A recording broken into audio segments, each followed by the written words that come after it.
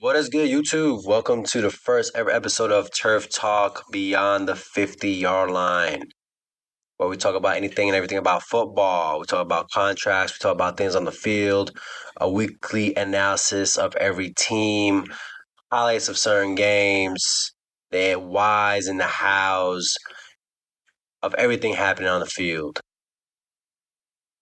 It's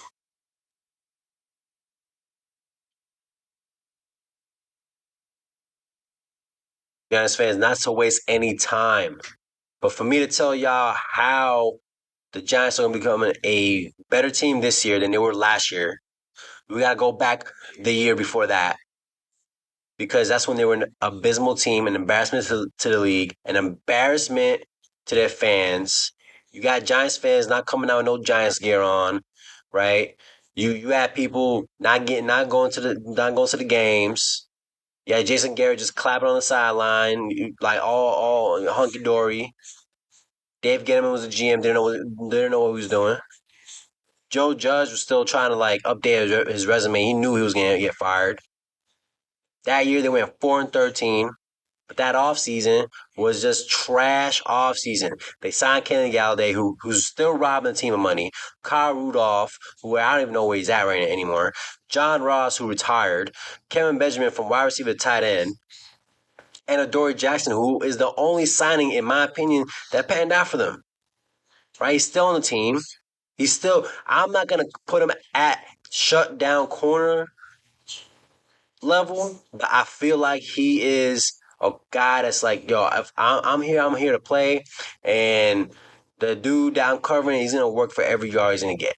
All right, he ain't Darrelle Revis, old school Darrelle Revis. He ain't. I don't think he's, you know, Patrick Surtain Jr. I don't think he's James Bradbury, who they released and went on to sign with the Eagles, right?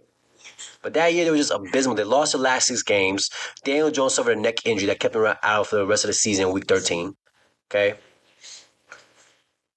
So how they go from trash to at least respectable last year, starting in February. They had the fourth lowest cap space in any team in the NFL. The fourth lowest. They couldn't buy nobody, right? They didn't fire Dave Gettleman. Dave Gettleman stepped down, quote unquote. They fired Joe Judge. They actually fired Jason Garrett before the season ended. That's how trash they were. They say, hey, you know what, man? We can't even finish the journey with you. Just leave. Don't come back. All right. They got Joe Sheen as GM from Buffalo. They hired Brian Daboll as head coach, who later went on Coach of the Year last year.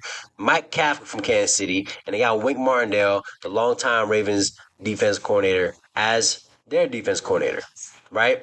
That draft, like I'm saying right now, one is a home run, one is we're gonna see. Kayvon Thibodeau and then Evan Neal, 2 first-round picks. More on them later on. All right.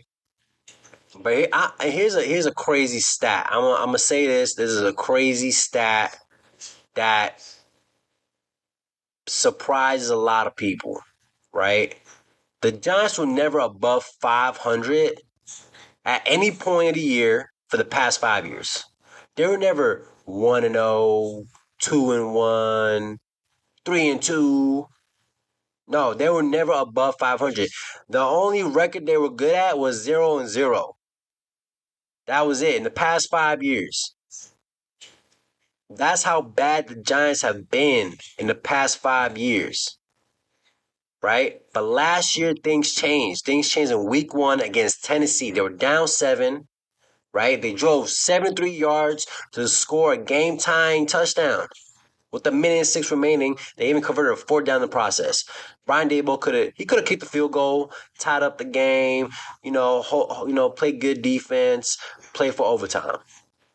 But he's like, hell no, I'm gonna win or lose this game right now. I am not trying to be here any longer. We gotta go on a flight and go play next week. He went for 2, got it, got the 2-point conversion. Right, Tennessee tried to go in. They missed a 47-yard game with a field goal, and that marked the first time the Giants been up over 500 for the first time in 5 years. 1-0. Right. In fact, a lot of the whole season they cover the spread, right? 13 out of 17 games. They cover the spread 13 out of 17 games. No team has covered the spread like more. Not the Eagles. Like, this team covered the spread in more games. But here's the thing, and I gotta go into nitty gritty stuff. Like this is where we go into the boring stats and tell y'all what it is. But this is what this channel's gonna be all about. I'm gonna tell you the why and the how and why they were successful and how they're gonna be successful this year. All right. But here's the thing about 2021. They were trash. They were trash in anything when you throw on the ball. They were trash. Okay? They played they're in third down 23% of the time. 23% of their plays were in third downs. Right?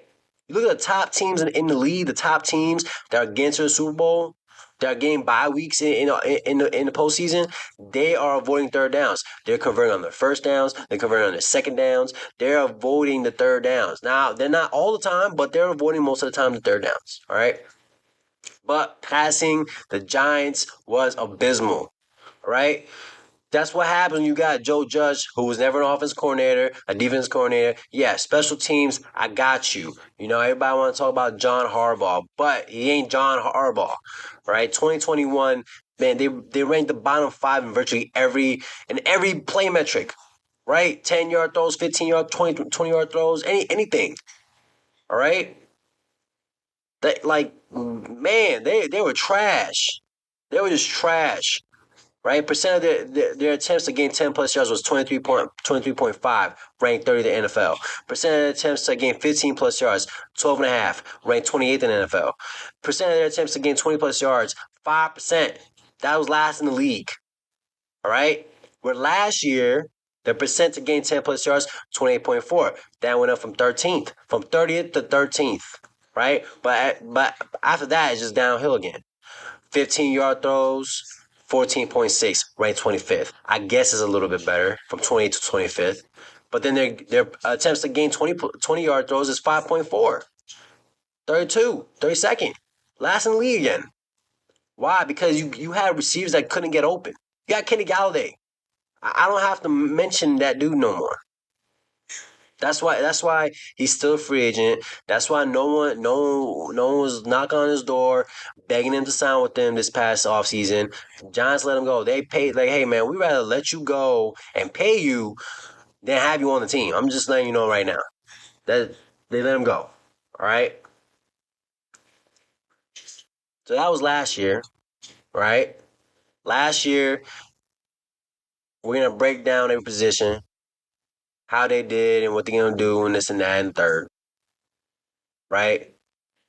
But first, I'm going to address the most important position on the field is QB, Daniel Jones. Y'all would think Daniel Jones is an MVP. He got a $160 million contract this past offseason. Last year, they declined his fifth-year option. They could have got him for cheap this year. They said, "Hey man, we'll take you a fifth-year option. We got some thoughts about your potential. We think you could play this game." Boom. Nope. They said, "I don't even know how you're gonna be good. I don't even think you're that good, bro. We're gonna see. We're gonna see if you know how to play." And he did. He showed them, right?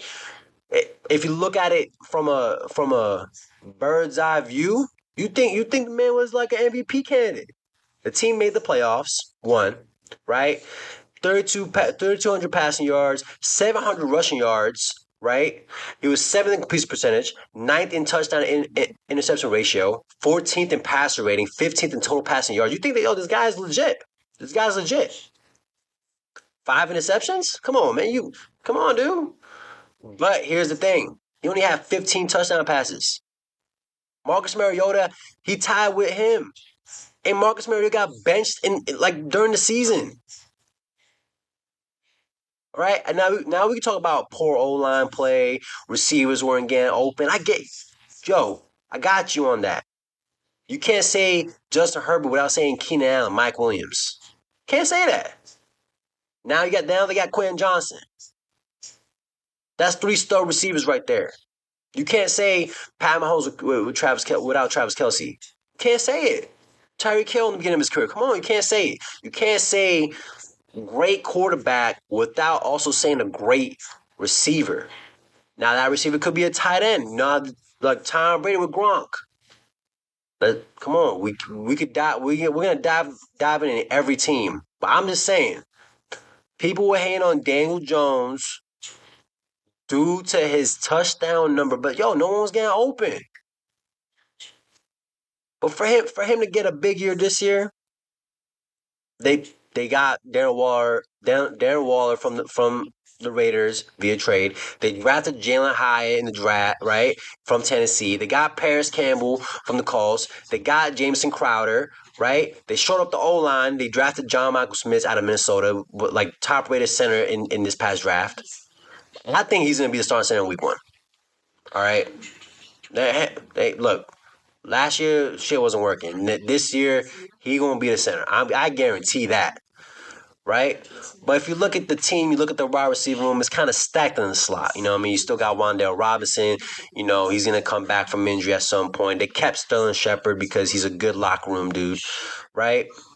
Now, like this is where we're gonna actually see like who's gonna be on the field. I think Jalen Hyatt is gonna be, big time. Y'all see how the training camp is going for him. The highlights is real for this man, right? Some people are saying he's the fastest person in the NFL. That's crazy. That's crazy. That's some big time talent. Also with Darren Waller, Darren Waller's a top 3 tight end when healthy. You got George Kittle, you got Travis Kelce, you got Darren Waller. All right, not in that order. I think Travis Kelce is number 1 in terms of catching the ball, route running and stuff like that. George Kittle is better at blocking, that physical aspect of football. But Darren Waller, man, like I'm telling you right now, when healthy, he's a stud. Right? Just look at the stats. In 2019 and 2020, he caught over 1,000 yards. In 2020, he got 9 touchdowns. All right? And then you got Mike Kafka as offensive coordinator, who in his time in Kansas City, you had Travis Kelce. You know how to work with a Pro Bowl caliber tight end. I'm looking for Jones and Waller this upcoming season. That's going to be a duo to watch. Now, disclaimer: that's when Darren Waller is healthy. All right. Besides those 2 years, he hasn't been Darren Waller. All right. So we need him to be healthy. And I ain't trying to defend Daniel Jones like that. I want to succeed. I'm just tired of the whole narrative of, talk about like Chris Broussard, Rob Parker. They coming out, saying Daniel Jones ain't worth that money. Daniel Jones can't do this. Daniel Jones can't do that. I'm like, just show me what he got. You got Le'Veon Bell calling him a bottom tier quarterback. Are you kidding me? Are you talking about like when Ben Roethlisberger, his former quarterback, had obviously Le'Veon Bell, Antonio Brown? Are we forgetting these people? Right? This is the same person who sat a whole year, went to the New York Jets, was shelling himself, was never the same again, out of the league, right? And I get it. He was going to bat for Saquon, but this ain't stay in your lane. Go keep rapping. Let's talk about Saquon. A 1 year, $11 million deal, got $2 million guaranteed. Couple incentives in there, right? Let's break down the incentives. You get $303,000 if he rushes for 1,300 rushing yards. He gets $303,000 if he gets 11 touchdowns, and he gets another $303,000 for 95 receptions. All right, let's break that down. Right now, his rookie year, he came out the league running and gunning. 1,307 rushing yards, 11 touchdowns, 4 receiving touchdowns, and caught 91 passes. But the team went 5-11. All right. He missed 3 games. 2020, obviously, towards ACL in week 2 against Chicago Bears. 2021, he was still trying to come back. He wasn't the same. This past year, 2022, check it out. 1,312 yards, 10 touchdowns, 57 receptions. The team went 9-7-1, made the playoffs, and won the wild card game against the Minnesota Vikings. All right. Now, if I'm the Giants, how can I make this deal even better? They included the fact that you ain't getting $1 of this money So you got to perform like an All Pro, and we got to make the playoffs. The Giants won that negotiation. Saquon in the beginning of the offseason was asking for $16 to $18 million, which is like Christian McCaffrey money, which is abysmal, even for Christian McCaffrey, right? Giants were like, "Yo, we'll give you 13." Saquon like, "No, I might sit out." You can sit out. We're gonna sign James Robinson. And the next day, Saquon came back. He's like, I'll take that 13 now. And they're like, it ain't happening, bro. That offer is gone. We'll give you 11. You know what? Just to make it sound good for the media, his $2 million guaranteed is about $1 million in incentives. That's a steal. You get an all pro running back. I'll pay a nominal fee. I'll pay $1 million, fee just for you to perform real well. Come on, this is a contract you pay. You pay as you play. And I get it, right? Saquon, he was third in the NFL in touches, 15 yards. He even led all the running backs in rated snaps, right? 75.4% during the season. But my opinion is, right, what he was looking for, 16, 18, it wasn't happening. Christian McCaffrey, if you look at, he's a top earning running back right now. His salary right now is $16 million. Hasn't been healthy like that. He hasn't finished the entire season. Why would I give a running back, right, where you're gonna get hit all the time, $16 million? You might miss 4 games. You might miss the whole year. One wrong move, and that's it. And I lost all my money. Right? But if you look at the top 5 paid running backs right now, it ain't that far fetched if you get 13 million. They kind of regret it. Alvin Kamara at 15. He might miss some time due to off-field issues. Then you got Derrick Henry, Nick Chubb, and Aaron Jones. Right? Derrick Henry's getting 12.5. Nick Chubb's getting 12.2. Jones should be the 5th guy. I think Saquon is better than Aaron Jones. I think Saquon is better than Nick Chubb. I think Saquon's better than Derrick Henry. I'm gonna say I think Saquon's better than Alvin Kamara as a complete running back. But Alvin Kamara is that offense. You got no Michael Thomas. You got no quarterback. Alvin Kamara was the only dude that's consistent. The Saints got to pay him. Negotiation because they could tag him next year. Next year we're gonna have the same conversation. But I'm gonna say this: if Saquon, even if he doesn't, even if he doesn't, but if he performs really good, stays relatively healthy during the year, all right, we'll rest you. But if they make the playoffs and he does really well in the year, I could see the Giants giving him a 2-year deal, 13, maybe $14 million per. See that? I can see that. Let me know what you guys think about that. I can see that happening, right? But just because he tried to play hardball, that's why they signed James Robinson. But if y'all don't know who James Robinson is, I ain't even surprised, right? We haven't seen this man do anything since his rookie year. Went undrafted, signed with Jacksonville, hit 1,000 yards rushing, right? Even he was ranked 100th in the top NFL top 100 plays list, right, in 2021. But in Week 16, the injury bug got him, tore his Achilles against the Jets. Ever since then, he hasn't been himself, right? Got traded to the Jets, right? Played 4 games last year, 425 rushing yards. Then he went to the Patriots. He signed with the Patriots. They come a couple months later, right? Because they were concerned with his health. Like, bro, you tore your Achilles. We don't think you can play like that anymore, right? Then the Giants. I think it's like an insurance thing where it's like it's Matt Breida, Barry Brightwell, come filling this role here. So that's what I feel. All right. Strictly training camp, practice squad, might see, but he's not.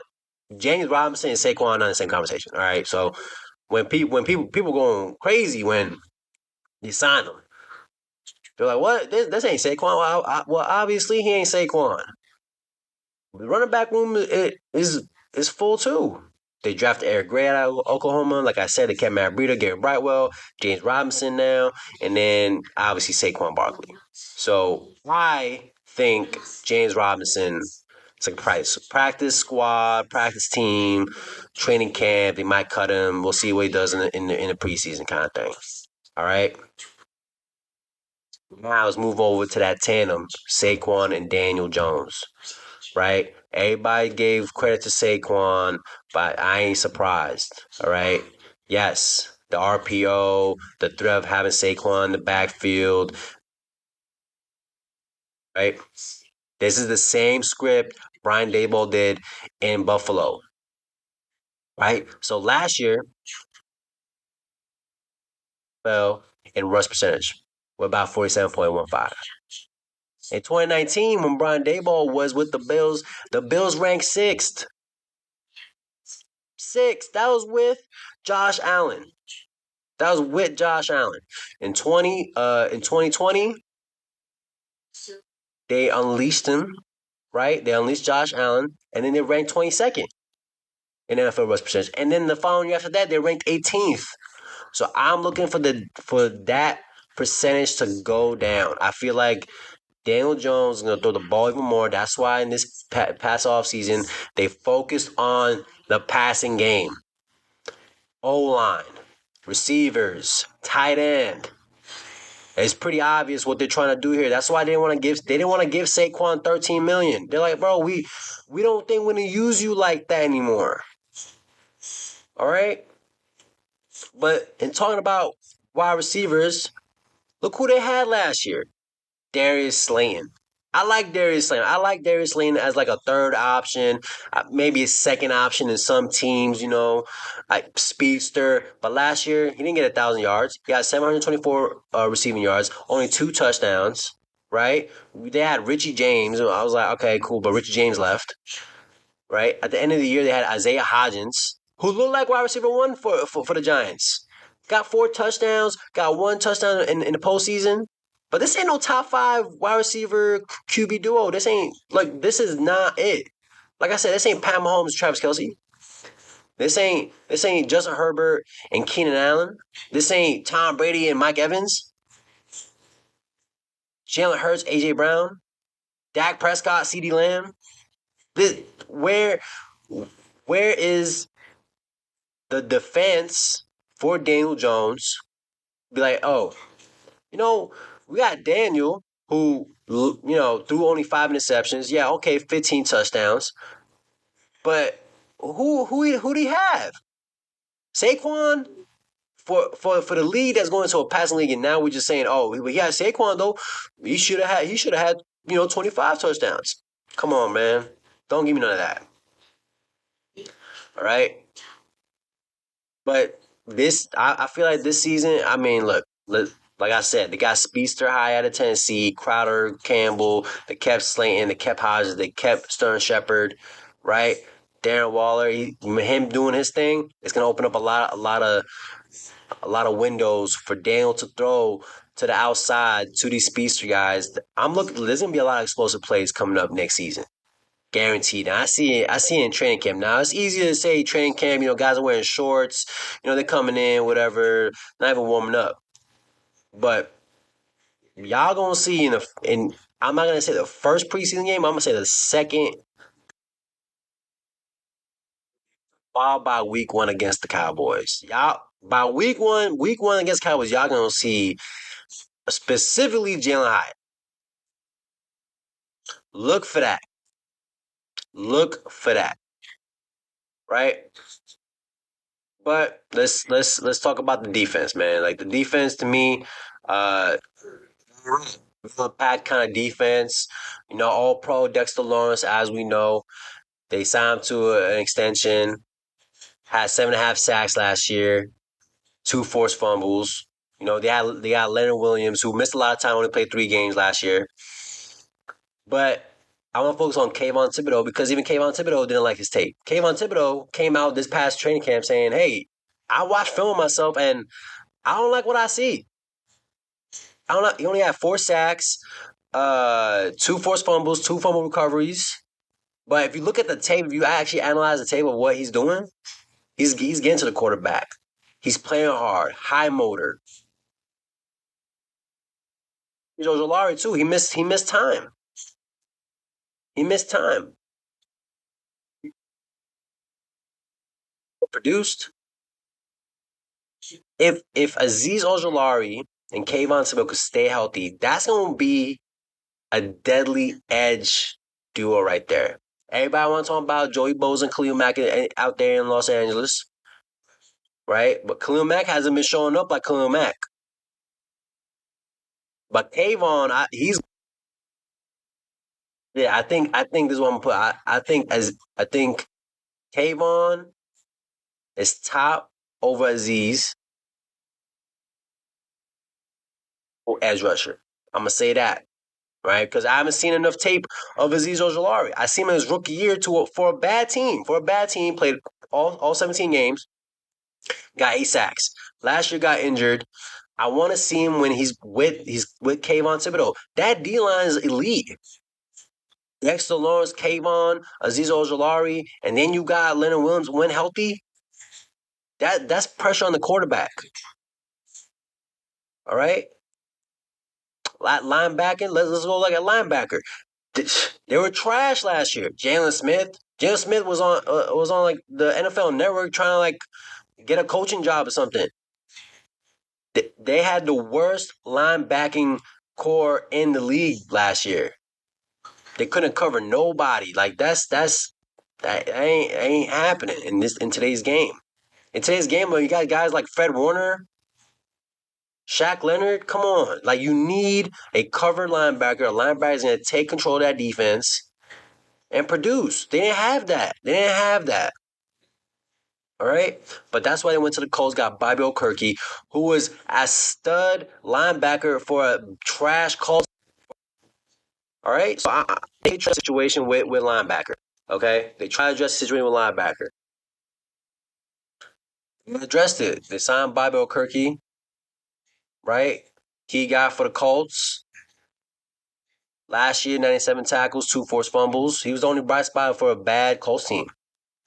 Let's just be real. He was the only bright spot for a bad Colts team. Shaq Leonard wasn't there, so he's obviously a big upgrade for what the Giants had last year. All right. Let's go over to cornerback. Obviously, we know they drafted Deonte Banks in the first round. I think he's a stud corner. Right? 4.35, 40-yard dash, 42-inch vertical. That guy's an athlete. If you look at the tape, fluid hips, could regain position real quick. Like, you need an athletic corner in this league. You need an athletic corner to defend even the guys in your division. A.J. Brown, Devontae Smith, and you got in Dallas, you got CeeDee Lamb. Then they just re-signed Brandon Cooks. You need someone to cover these guys. All right? On the other side, they got Adoree Jackson. As we all know, Adoree Jackson is a stud, I think. Like I said, I won't call him shutdown, but here's the thing. Against the Minnesota Vikings in the wildcard game, he held Justin Jefferson, who might I add is the reigning offensive player of the year. And might I also add is a 99 overall on this year's Madden to 47 receiving yards. 47 receiving yards. Offensive player of the year, 47 receiving yards. That was all Adoree. I'm sorry. That was Adoree Jackson. You guys blame Kirk Cousins. Kirk Cousins was throwing the ball the whole year. For all 17 games, this man was catching the ball, throwing the ball, everything. One game happened against Adoree Jackson. Guess what? Boom, 47 yards. I'm just letting y'all know, right? But he also missed time due to injury. To their safety, Xavier McKinney, same thing, injury. Broke his left hand because of an ATV accident last year. That's all I'm gonna say about this defense. Injuries, injuries, injuries. Look at the tape. When they're on the field, things happen for these men. I'm done talking about the defense. Let's go to the offensive line because you got to protect the quarterback, right? They were trash. Trash, trash, trash. The O line, I'm telling you right now, Evan Neal, you better get right this year. I ain't even worried about it. You know why? Look at Andrew Thomas. Andrew Thomas' rookie year gave up 10 sacks. Led the league as a rookie. He was the fourth pick in the NFL draft that year. But you know what? He got right. He got right, studied the game, started blocking better, and look at him right now, all pro. Sign an extension, 5 years, $117.5 million, $67 million guaranteed. So I'm not worried about Evan Neal. Evan Neal, this past offseason, he changed up his diet, he dropped some weight, he's feeling quicker, he's learning from the best. All right? So I'm not worried about Evan Neal. And like I said earlier in the show, they drafted John Michael Smith to be that starting center. They try to show up the O line. So I predict the O line is going to be in the middle of the pack. That's what I predict. They're not going to be top five O line. I don't think that's going to be this year. They could get there at some point, but I don't think it's going to be this year. Okay, I can see them in the top 15. You know, rushing yards last year. He was running for his life. Not all of them was design run plays. All pro Andrew Thomas, they still struggle. So I predict this year they're going to do a lot better. Andrew Thomas still being the all pro that he is. Evan Neal taking a kind of a big leap forward, right, in year two. John Michael Smith showing us why he's the top rated center in this past year's draft. I'm looking at these guys protecting Daniel a lot more, a lot better, which opens up the wide receivers, which opens up, you know, the ability for Daniel to throw down deep. All right. So, like I said, I'm trying to be non-biased. I'm trying to address each team strengths and weaknesses and how this year they can become better or how they can become worse. And for this team, for them to become worse, the injuries will derail them. If Daniel gets injured, done for. If anybody in O line gets injured, done for. The cornerback issue, y'all know. All right. Next episode, we are going to talk about the Philadelphia Eagles. Stay tuned.